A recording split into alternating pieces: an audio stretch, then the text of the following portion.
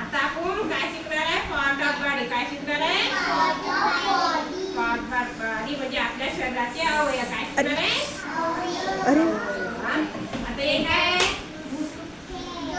Head म्हणजे डोके. Head म्हणजे हे काय आहे? हेअर म्हणजे केस. सगळ्यांनी सांगा का? हे काय आहे? आईज म्हणजे